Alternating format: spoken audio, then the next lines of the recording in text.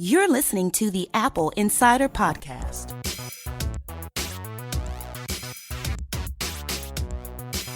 Welcome back to this episode of the Apple Insider Podcast. I'm Victor, your host, and joining me is William Wellington Boots Gallagher. You see, there was this tiny pause there before you went for Wellington Boots, just long enough for me to think, this isn't going to go well, is it? But I can't say I expected wellies. I mean, where your mind goes. No one expects wellies. So okay. we've got an interview with Jason Appelbaum, who is the CEO of Evercharge.net, and we're going to get right to that. I'm so glad Jason's joining us. Jason, tell me a little bit about what Evercharge does. So Evercharge is a multifamily charging provider. So it's a complicated way of saying that we provide charging if you live in a condo or apartment for your electric vehicle to allow you to charge your vehicle at home. Okay, and what are the real problems with that today? So it's actually a really interesting problem. So condos and apartments are plagued with not having enough power to actually charge all of the vehicles that could potentially be in high density parking situations. So you're left with a bunch of complex and expensive questions, or you can leave it to a solution provider that provides load managed charging to allow everybody to charge in the building and get everybody what they need for the next morning in a cost-effective manner. Right. So by load managed, you're saying that cars that have depleted batteries get charged and cars that are fully charged aren't drawing a load. Is that kind of it? 100% correct. So a couple of weeks ago on this podcast, I was talking about Qi charging and good battery habits. And I said things like, if you wanted your battery to really have the greatest longevity, that you wouldn't leave it plugged in overnight. Or I said things like, you should not charge it all the way up to 100% and leave it charged at 100%, which is sort of along the lines of not leaving it on overnight. That it would do things like cycle between 99 and 100 and just keep aging the battery. And William, who's on this podcast, mentioned that his phone got really hot when it was on a Qi charging pad. And I suggested that wasn't great either. So what I'd like to do is ask you, who knows a little bit about battery chemistry, to go ahead and set me straight. Correct me and tell us what are the right things to do if we want our batteries to last longer. I'm no battery expert, but I do know a good amount about actual battery chemistry and what batteries like. So starting one by one, leaving your phone plugged in overnight, it's not going to do anything. So essentially, when your battery finishes charging, the system itself can be run off the power coming into via the cable, and it doesn't actually use your battery, depending on the device, and depending on what you're plugged into. But for the most part, it's not going to deplete your battery and make it bounce between 99 and 100%. Qi charging. So Qi is really, really interesting because it's a wireless technology, and there's inherent losses in that wireless technology, and losses will directly translate to heat. And what you end up with is not necessarily heating the battery, but you're heating the coil, which is next to the battery, which is not good for your battery. So batteries really like to not be fully cycled. So 100 down to dead every single cycle will absolutely shorten your battery life. So that's why a lot of people say, especially in electric vehicles, you want to keep your car between 5 and 90%. That's sort of the range that people like to say. Some people say 80%. Elon Musk recently tweeted that you should keep it up to 90% for convenience. I think you're just splitting hairs with percentages at that point about sort of longevity. And doing that with a cell phone is a lot harder to do because there's not a precise percentage and sort of there's not a way you'd have to sit there and watch it and then quickly unplug it. And it's not necessarily as useful. The thing that you shouldn't do is you shouldn't let the phone run to zero. Running your phone to zero every day and then plugging it back in and charging it all the way back to 100% will almost guarantee a shorter battery life. So avoid running it all the way down to zero. Yeah, that is a guaranteed way. And constantly plugging it in and keeping it up. I don't think the upper limit is the larger concern. I think the lower limit is more of a concern than the upper limit. Okay. And batteries has been something that's been a big issue for our iPhone this past year. We were over the summer and over December watching them have the battery debacle where they had been throttling back the CPU in order to get more life out of more useful life out of a depleted battery. Yeah, that has to do with deep cycling. So when you deep cycle a battery, as in draining it from 100% to zero every day, you're dramatically shortening the battery's life. And by reducing the amperage draw on the battery, which would slow the CPU, you will get a substantially longer life out of that battery. Because it's all about high peak. So for example, if on your devices, when you put a lot of load on the device, do substantially more, the device gets warm. And it's getting warm for a number of reasons. And the same is true in electric vehicles, by the way. If you want to drive 100 miles an hour, your entire system will then get hotter. And batteries don't like to be hot. Hot batteries have a tendency to reduce their life. That's why electric vehicles, most of them have active cooling systems. So, you could say if you're going to do that, putting an active cooling system on your device to bring down that temperature will also make it last longer. But you'll kind of be a crazy person walking around with your I'm going to have a Peltier cooler stuck on the back of my phone. Exactly. Powered by an external battery. But you would have a longer battery life. Batteries really like to be at a neutral temperature. Not too hot, not too cold. And based on the chemistry, it will tell you exactly what that range actually is. But if it's too hot to touch, the battery isn't happy. And if it's too cold, it's also not happy.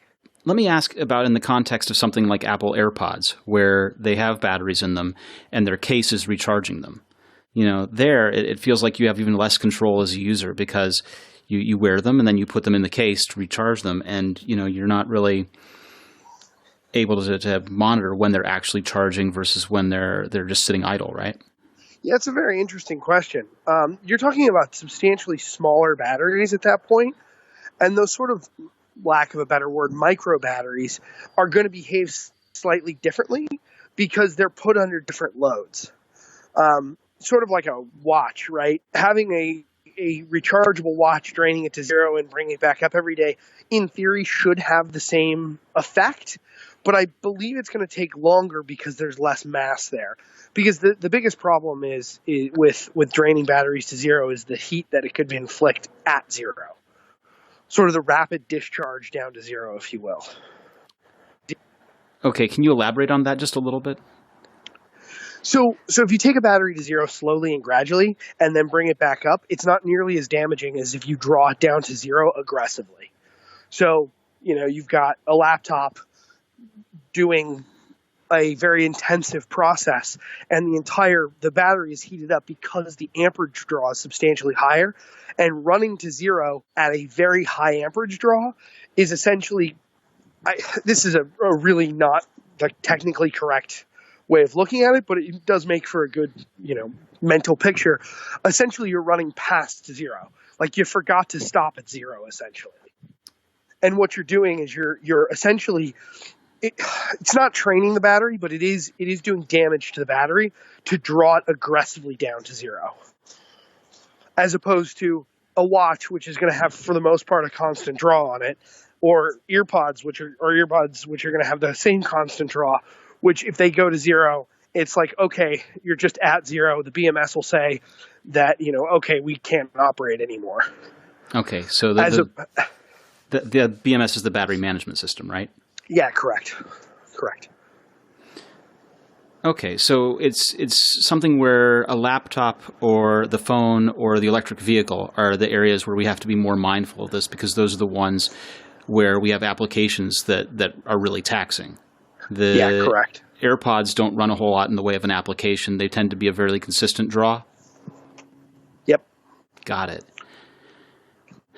Cool. I really appreciate this. This has helped me think about it and helped correct some of the things that I got wrong. So I'm really glad you were able to straighten me out on this. Not a problem. Anytime. Happy to help. Well, thank you so much. What would you like us to do in terms of following up about EverCharge? Is there something we should keep an eye on or look at? Yeah, absolutely. If you live in a condo or an apartment, you'd like to drive an electric vehicle, check out evercharge.net. Fantastic. Thank you so much. Absolutely. Thanks for having me on. And that was Jason Appelbaum of EverCharge, telling us all about batteries and charging and all those things that, a couple of weeks ago I brought up charging, which is why we were doing this. I'm so glad that I had him here to reinforce that and help us understand better. Actually, I mean, you go the distance, don't you? We brought it up before because I wanted to know. I'd got one of those. Oh, I can never say it. There's wireless chargers spelled QI. Qi Qi. chargers? Qi. Why will that not stick in my head? I had a birthday present, new Qi charger, and I was worried about overcharging my phones. And not only did you answer me then, you got in an expert. You go the distance. I'm impressed. Wizardpins.com is the easiest way to create custom pins with your logo or design. Once you upload your design, Wizard Pins will send you a free virtual mock-up of your pin. They can work with any design, from hand-drawn sketches to professional design files, and they provide unlimited art revisions until you're completely satisfied. Wizard Pins can create pins of any size or shape for any occasion, and their excellent customer service team will help you select the style that's best for you. All pricing is listed clearly on their site, no waiting for a quote, no hassle, no hidden fees, and they offer free shipping and the fastest turnaround in the industry. Some items can be made in as little as 2 days. Wizard Pins is perfect for small or large businesses, nonprofits, armed forces, professional organizations, and more. They also make custom challenge coins, keychains, and race medals.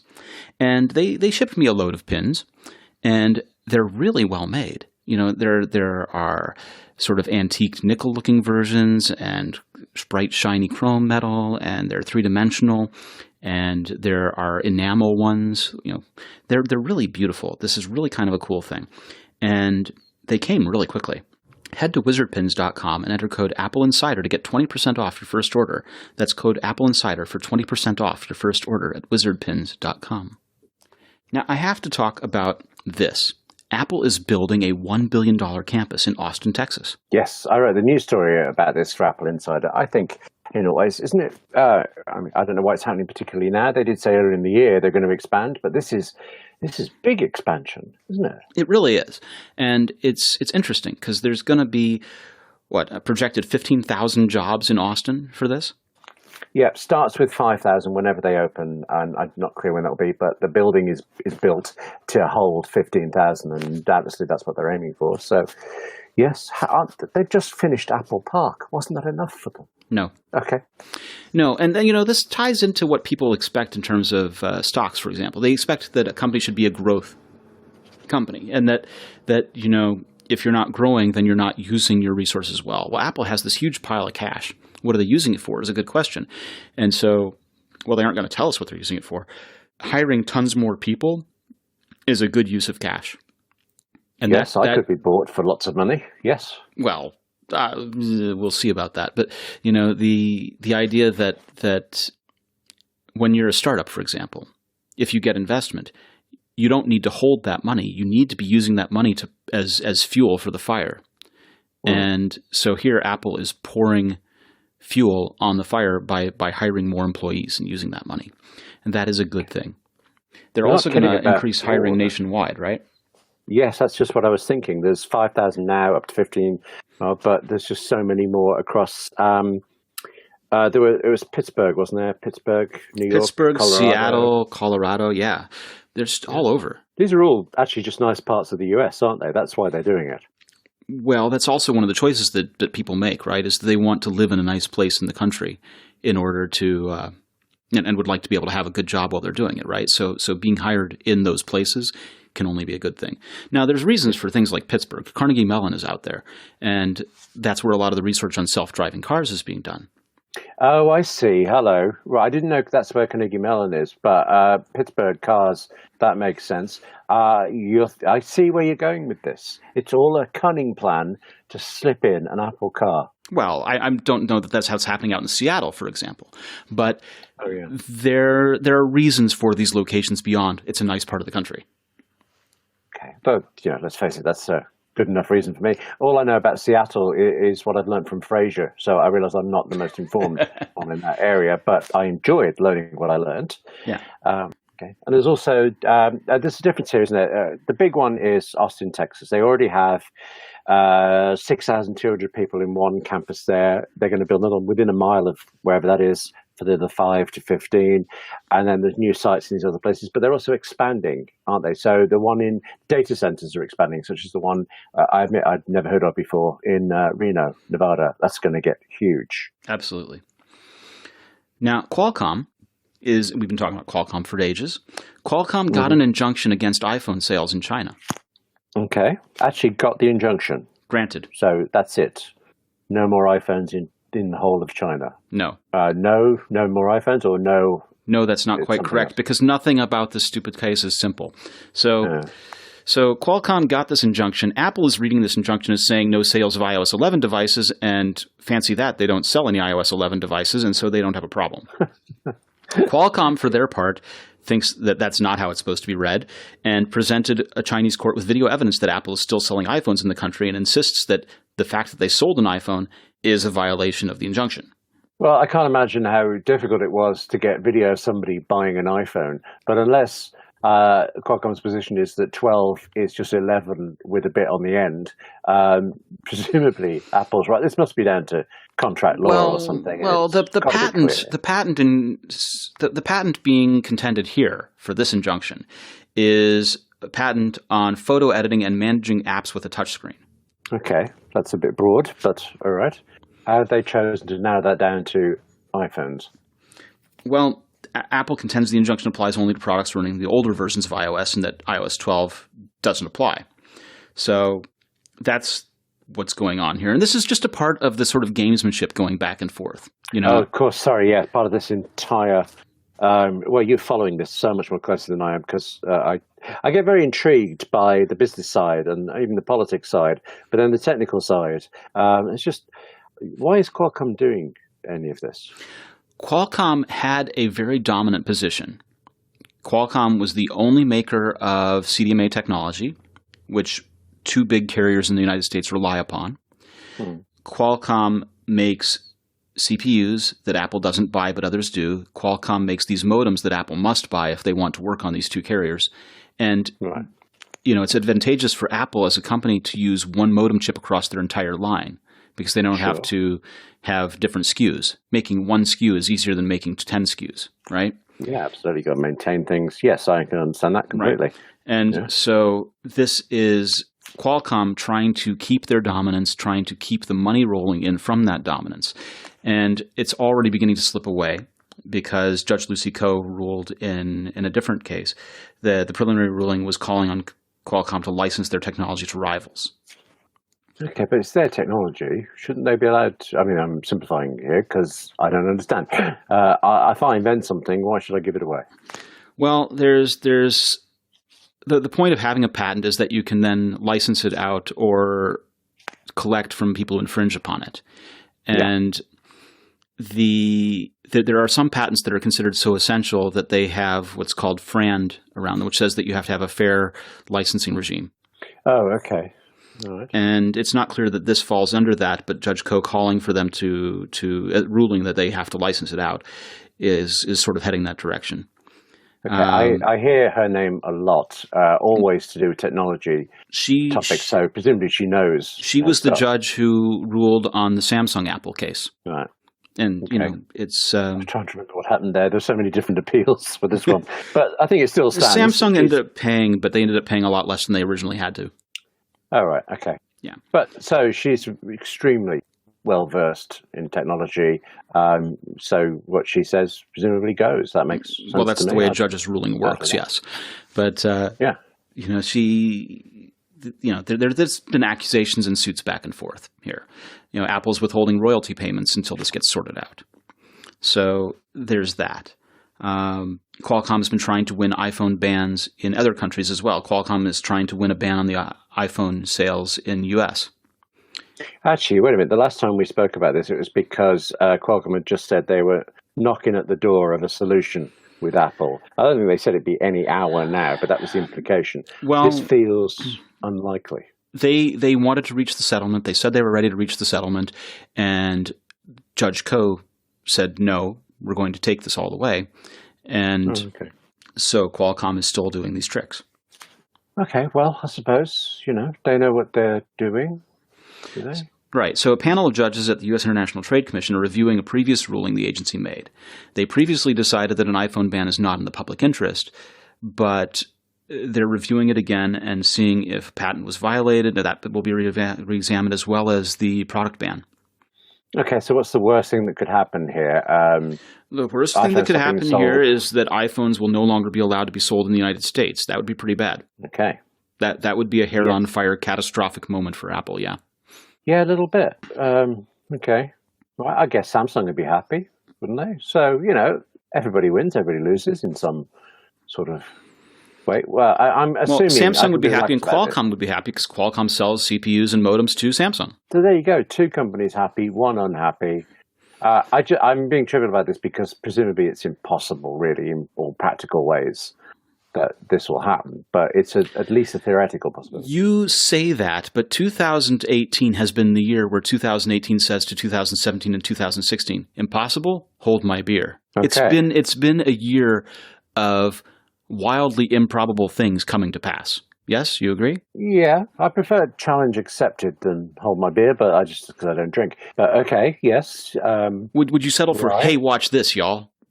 If it would move us on from this fine. Yes. Moving on from this, then. So Apple, in response to this, is going to develop their own cell modem. Oh, well, that's hardly a shock, isn't it? Because Apple wants to make everything that it makes, and you can understand why. It's done so successfully before. We've got I keep getting this mixed up, the ARM processors for the Mac. That's either happening or going to happen or obviously about to happen. Select from the above. So, yeah, Qualcomm was on borrowed time, really. Yeah. Ultimately. Well, I mean, they make a ton of stuff, but if they have to license out their modem tech to MediaTek and Intel, and people go with their own processors, the Huawei Kirin processor or MediaTek making CPUs for phones, there are options out there, and Qualcomm sees the dominance slipping away. Okay, they were sitting pretty. Now they're not. Yeah. But this does happen to everyone. Ultimately, not everyone, but it's not good. Let's say that. Maybe they could, expand their portfolio and get into making film and television, something like that. Maybe, and Apple is doing that, and we'll talk about that after this. Incidents are inevitable, and it comes down to how your company responds. Incidents require complex coordination between operations and software development teams, who are the unsung heroes putting out fires every day. Getting alerts is critical when an incident occurs, and that's why there's OpsGenie by Atlassian. OpsGenie empowers dev and ops teams to plan for service disruptions and stay in control during incidents. And it gives teams the power to respond quickly and efficiently to unplanned issues. It helps to notify all the right people through a smart combination of scheduling and escalation paths that take into account things like time zones and holidays. It allows for deep flexibility in how, when, and where alerts are deployed, supported by over 200 integrations like Jira, Amazon CloudWatch, Datadog, New Relic, and more. And it tracks all activity and provides useful insights to improve future incident responses. With OpsGenie, your next incident doesn't stand a chance. Visit opsgenie.com to sign up to get a free company account and add up to 5 team members. That's opsgenie.com. Never miss a critical alert again with OpsGenie. I was going to tell you a little bit about how Apple has 50 doctors on staff for health tech work. I know you wanted to talk about the streaming video service, but I wanted to talk about the doctors. Well, as it is, obviously your show, but also I don't know about the doctors. You sure it's just not that Tim Cook's very ill or something like that? Don't seriously. You say something like that, someone takes it seriously, and the next thing it becomes a rumor. After that, it becomes a story. Don't even. Okay, I like the power of that. It's a bit Doctor Who-y, isn't it? Don't. You're looking tired. Looking a bit tired, you're saying it's for Doesn't Theresa May look a bit tired lately? Yeah, okay, thanks. That was a low blow. In the middle of Brexit, that's just what she almost had a vote of no confidence. And by almost, I mean, 200 people voted for her. But never mind.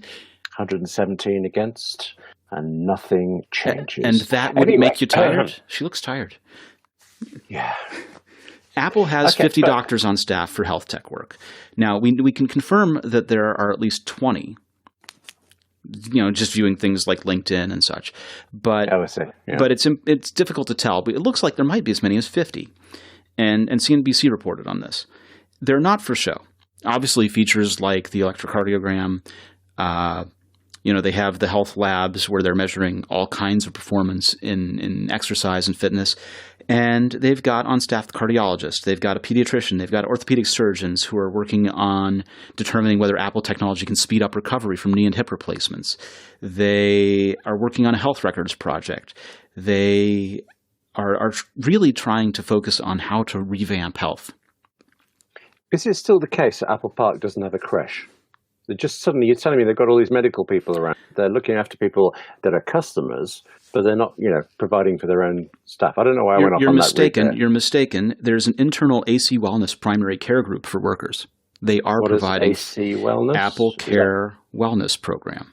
Oh, it's a primary care group for their employees. So yes, they are taking care. But are they giving them a crash there? Because I mean, the size of Apple. I really don't know. There was a report that there wasn't, and I can't imagine don't that would know. change. Anyway.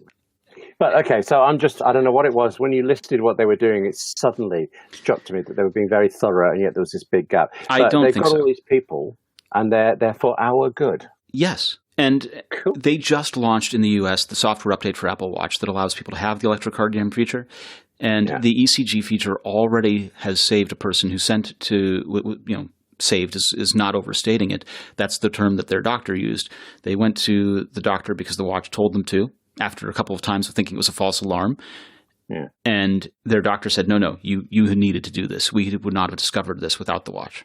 That's just amazing, isn't it? I mean, it's just wonderful stuff that can be done now. Well, wonderful stuff that can be done in continental USA. Here in the UK, even if I had a watch, I obviously couldn't get it, but one hopes that will come soon.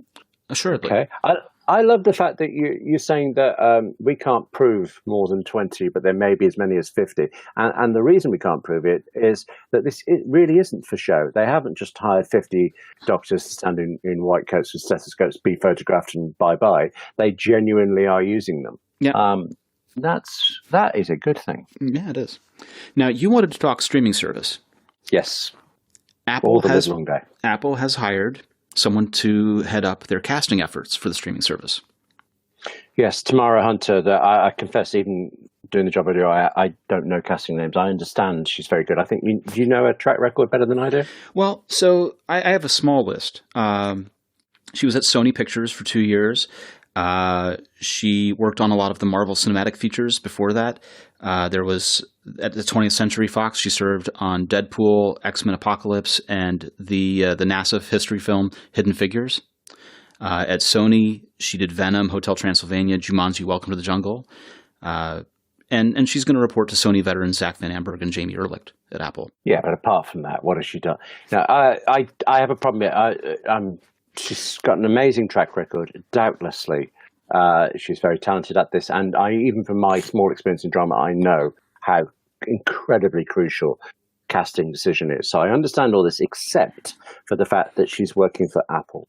And this makes it the network television model where the studio has casting, at least casting approval. Whereas other streaming services, it's production by production. You've hired somebody to make a show, you let them get on with the casting. And there's such a history of network casting interference being incredibly bad, not just a little off, but really bad. We're at the stage now with ABC, CBS, and NBC where the casting execs in the studios have to approve walk-on parts for it. They won't even let their producers do that. And I just think that micromanagement model is not one Apple should even be going anywhere near. So I'm concerned about this. Well, we're not sure precisely.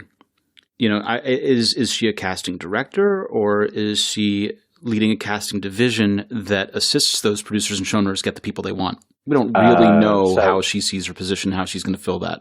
But it's certainly possible that it doesn't have to be antagonistic or micromanaging.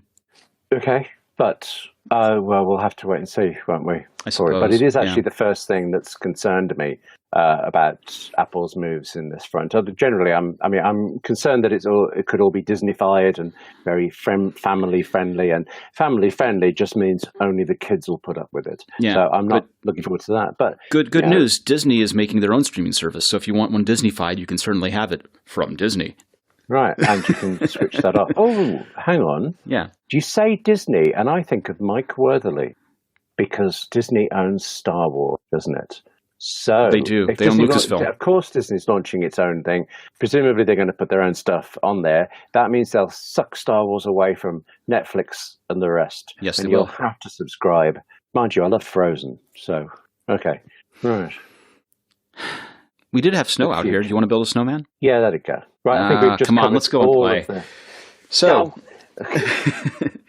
Intel released processors, or details about processors rather. They've released their roadmap, and it looks like there's a Sunny Cove processor that's suitable for a 2019 Mac Pro or an iMac Pro refresh.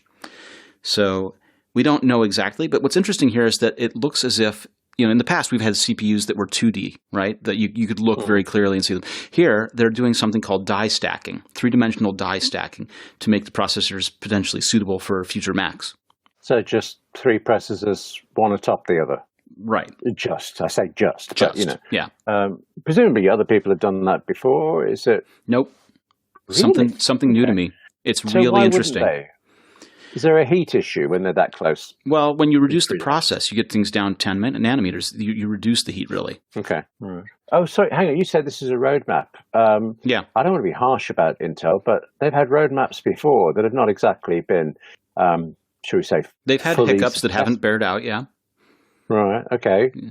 But they had difficulties getting confident. down to the smaller process, but they're confident that this is going to be interesting and good. Okay. And in the meantime, if it doesn't work out, Sonny Cove has a job starring in some Disney film somewhere. Okay. Yes, I can see that now. That makes more sense. Right. When was the roadmap for? When are we expecting, did you say? Well, like I said, Sonny Cove for 2019. Right. And what comes after Sunny Cove again? Is it Willow a year Cove. Later? Willow Cove. Okay. And then Right. Golden Cove. Golden Cove. So isn't that a set of awards for television? No. I thought it was a Peter Fonda movie. Okay. That's a better gap. In the unlikely chance that I can conjure this sort of conversation again out in the real world, can I borrow that on some future occasion? It's yours. It's all yours. Thank you very much. Yeah. Okay. Bye. Now, last week we had Michael Simmons on talking about some of the things that they've done in the past, and he hinted strongly that we should watch Algorithm.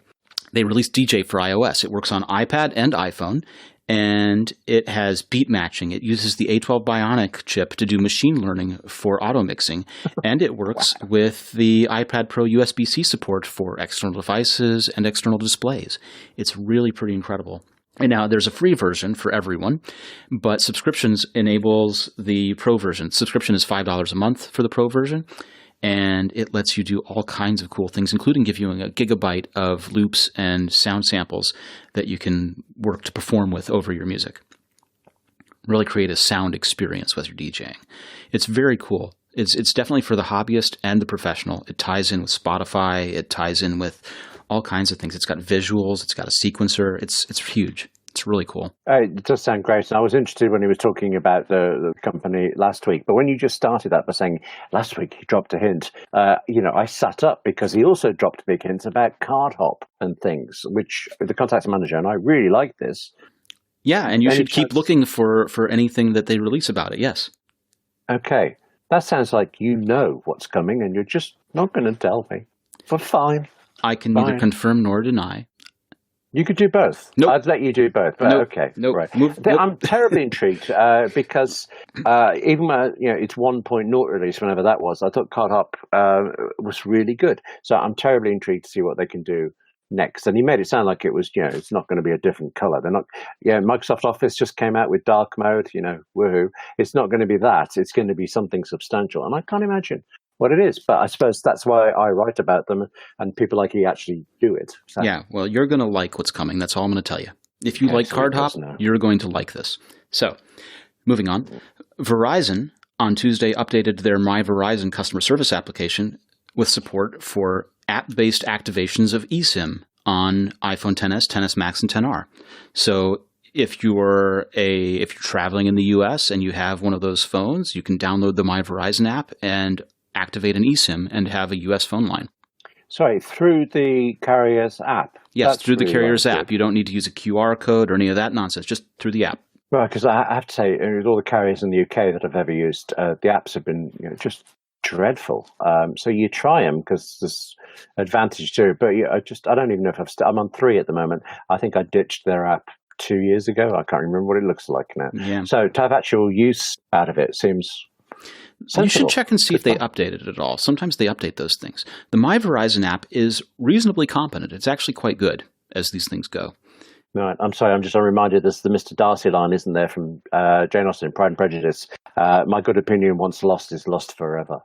So 3's app was sufficiently bad that I'll need to be arm twisted to try it again. But actually doing something like this, the eSIM stuff, could be the twisting arm I need. So yeah, well, you and 3's app are never, ever, ever getting back together, are you? Okay. Right. You sound like you're going into a Mariah Carey song there or something. Well, that was Taylor Swift, if you must know. But oh, okay. Right. Well, at least I got the musical aspect. Cultural knowledge and William Gallagher. Okay, it's not a completely separate Venn diagram, but okay, I didn't know Taylor Swift's. All right, we are running out of time. I have really enjoyed this. I've enjoyed having all of you listeners out there with us for this time. And if you've liked it too, let us know. Go ahead and email william@appleinsider.com or me, Victor@appleinsider.com. We're on Twitter.